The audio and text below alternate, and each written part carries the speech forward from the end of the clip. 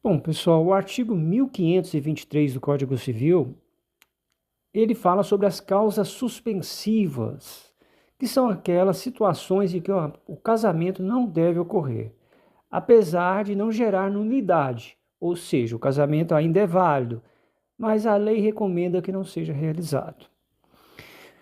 O inciso 1 desse artigo, ele fala o seguinte: o viúvo ou a viúva que tiver filhos com o cônjuge falecido, enquanto não fizer o inventário dos bens do casal e não der partilha aos herdeiros. Aqui a lei busca proteger o patrimônio dos herdeiros do falecido. Se o viúvo ou a viúva tem filhos do casamento anterior, é necessário garantir que os bens sejam adequadamente partilhados antes de se casar novamente. Essa norma visa evitar conflitos patrimoniais que possam surgir em um segundo casamento. Essa disposição é uma medida de cautela para proteger os direitos dos herdeiros e evitar litígios futuros relacionados à partilha dos bens. Para Maria Berenice Dias, ela ressalta que essa causa suspensiva é uma forma de resguardar o direito dos filhos, evitando que o novo cônjuge possa influenciar negativamente na administração e destinação dos bens que pertencem aos herdeiros do casamento anterior. Pessoal, o inciso 2 fala o seguinte: a viúva ou mulher cujo casamento se desfez por anulação ou divórcio até 10 meses depois do começo da viuvez ou da dissolução da sociedade conjugal. Esse inciso especificamente, pessoal, a gente está falando de causas suspensivas.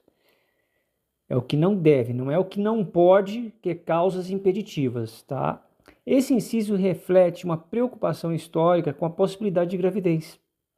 O prazo de 10 meses tem a intenção de evitar dúvidas sobre a maternidade de um possível filho. A gente pode pensar numa situação se a mulher estiver grávida do primeiro marido, esse tempo permite que a criança nasça antes de qualquer novo casamento, garantindo que a paternidade seja atribuída corretamente. O Flávio Tartucci, com relação a esse inciso especificamente, ele destaca que, embora essa regra tenha origens em uma preocupação antiga com a presunção de paternidade, por que presunção? Porque possivelmente pode ser que a mulher esteja grávida. Ainda é relevante para evitar complicações jurídicas e assegurar a proteção dos direitos dos filhos, tá? Para Maria Berenice Dias, ela explica que, apesar de parecer anacrônica, essa disposição ainda se justifica considerando que a segurança jurídica em relação à paternidade é um valor a ser protegido, especialmente em casos onde a tecnologia atual pode não estar disponível ou não seja usada para determinação imediata da paternidade. Vamos para o inciso 3, pessoal. O divorciado enquanto não houver sido homologado ou decidida a partilha dos bens do casal. Este inciso, que é o inciso 3, causas suspensivas, tá, pessoal? Esse inciso serve para evitar que questões patrimoniais pendentes no primeiro casamento possam afetar negativamente o novo relacionamento. A partilha do bem deve ser resolvida antes de contrair novas núpcias para evitar confusões ou litígio entre os cônjuges. Essa disposição é importante, pessoal, para assegurar que não haja sobreposições de direitos patrimoniais de diferentes cônjuges, o que poderia resultar em conflitos legais complexos. A importância dessa causa suspensiva é enfatizar que a clareza e a separação patrimoniais são fundamentais para evitar disputas futuras e proteger os interesses de ambas as partes do novo casamento. Causa suspensiva causa nulidade no casamento?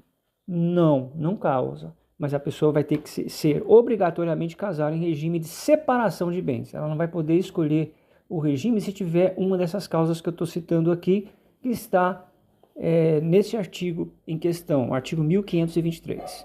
Vamos para o inciso 4º. O tutor ou curador ou seus descendentes, ascendentes, irmãos, cunhados ou sobrinhos com a pessoa tutelada ou curatelada, enquanto não cessar a tutela ou curatela e não estiverem saldadas as respectivas contas.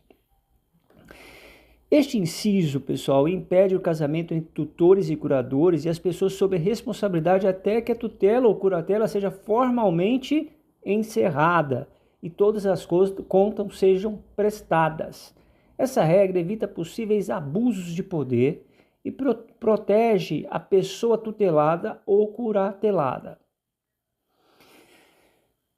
Observa que essa norma é crucial para prevenir conflitos de interesse e garantir que as obrigações do tutor ou curador sejam cumpridas de forma transparentes antes de qualquer relação matrimonial. Tá? Vale a pena ressaltar, pessoal, que as causas suspensivas é uma forma de assegurar que a pessoa tutelada ou curatelada não seja explorada ou manipulada, garantindo que seus direitos e interesses sejam respeitados integralmente. Tá? As causas suspensivas que são elencadas no artigo 1523 têm como principal objetivo a proteção dos direitos de terceiros e a prevenção de litígios futuros. Embora essas normas possam parecer restritivas, elas desempenham um papel importante na segurança jurídica e na prevenção dos interesses legítimos no contexto do direito de família. Por isso, pessoal, que quem tiver uma causa suspensiva pode casar, o casamento vai ter eficácia? Vai, mas os cônjuges não poderão escolher o regime como a comunhão parcial de bens, comunhão universal. Não, se tiver uma causa suspensiva, para proteger o direito dos filhos, o direito de terceiros e o direito de família como um todo, será obrigatório, separação obrigatória de bens. Essa é a condição. Se resolver futuramente a causa suspensiva, a pessoa pode escolher o bem que melhor lhe convier. Se tiver uma causa suspensiva, o casamento será válido, não vai haver nulidade, terá eficácia, porém será condição sine qua non que o regime seja separação obrigatória de bens. Aí você me pergunta, por que é obrigatório? Para não haver confusões matrimoniais, para não haver litígios e preservar os interesses legítimos dos filhos, dos interessados, de terceiros no contexto do direito de família. É isso aí, pessoal. Então, já em caráter de conclusão, pessoal, vale a pena ressaltar que se houver a presença de uma dessas causas que eu expliquei aqui, elencadas no artigo 1523, e o casamento ainda for celebrado, ele terá validade e eficácia. Portanto, eu quero fazer um adeno aqui. Considere-se que os cônjuges estão consorciados sob a egípcia da separação obrigatória de bens. Portanto, de nada vale a vontade dos nubentes quanto à escolha dos regimes de bens, pois o ordenamento jurídico lhes tolhe a liberdade de opção sempre que verificada a existência de causa suspensiva do casamento. Aí você fala, mas por que é tolhido essa escolha de regime de bens? Justamente para proteger o direito dos filhos, o direito da herança, tá? Para não haver confusão matrimonial. O tutor ou curador tem que resolver lá suas contas, o divorciado tem que ter esse divórcio homologado. A viúva que tiver filhos tem que resolver o inventário. É bem focado na coisa de bens e proteger contra futuros litígios. Isso é o real sentido das causas suspensivas, tá, pessoal? Ela visa proteger o patrimônio dos mais frágeis na relação, tá? Que pode ser os filhos, pode ser o tutelado, o curatelado e etc. O parágrafo único, conforme referido nas notas relativas a cada inciso, as causas suspensivas nem sempre são absoluta e de observância inarredável.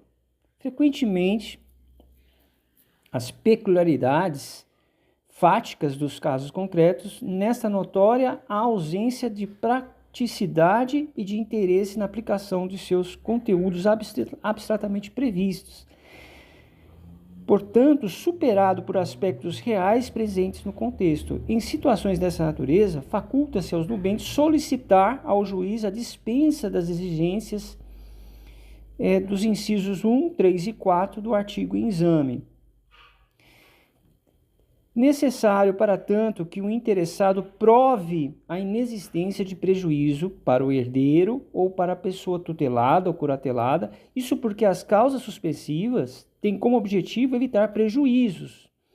À medida que a pessoa prove, os cônjuges prove a ausência desses prejuízos, deixa de haver fundamento essas regras acima referidas.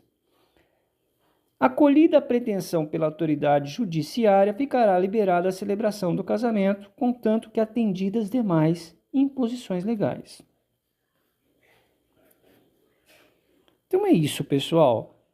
A comprovação de que inexiste gravidez após a ruptura da sociedade conjugal também tem sido aceita como um fator de elisão.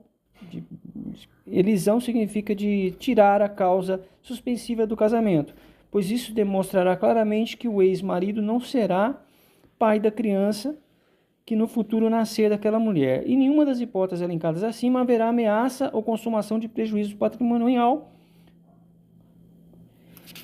Porque aqui, no parágrafo único, ele fala o seguinte, que é permitido aos nubentes solicitar ao juiz que não sejam aplicadas as causas suspensivas previstas no artigo 1, 3 e 4 desse artigo, provando a inexistência de prejuízo. O que é essa prova, pessoal?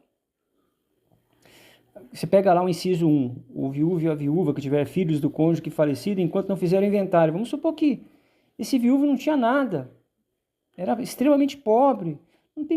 Não tem sentido ter uma causa suspensiva, porque não vai ter efeito legal. No inciso 2, a viúva ou a mulher cujo casamento se desfez por ser nulo ou ter sido anulado até 10 meses depois do começo da viuvez, ela prova que ela não está grávida. Não tem sentido esse inciso se ela provar. Ela vai provar que não vai ter prejuízos. O divorciado enquanto... Aqui fala, o inciso 1, 3 o divorciado enquanto não houver sido homologado e decidido a partir dos bens do casal. Ele prova que foi homologado. O tutor ou curador, seus descendentes, irmãos, cunhados, sobrinhos, com a pessoa tutelada, ela prova lá, mostra uma declaração que está tudo certo, que já foi prestada as contas. E aí, o juiz fica acolhida a pretensão pela autoridade, porque a autoridade tem que decidir isso, tem que analisar essas provas. Ele vai fazer uma análise se realmente não vai haver prejuízo, e aí ele vai liberar a celebração do casamento, contanto que atendidas as demais imposições legais. Porque, de qualquer forma, o enlace será celebrado se houver uma causa suspensiva, e terá validade plena e terá eficácia. Mas, se não tirar uma causa suspensiva, de nada vai valer a vontade dos cônjuges quanto à escolha do regime de bens. Como repito, o ordenamento jurídico lhes tolhe a liberdade de opção, sempre que verifica a existência de causa suspensiva no casamento. E será obrigado separação obrigatória de bens enquanto não resolver uma das causas que pode ocorrer alencadas no artigo 1523. É isso, pessoal.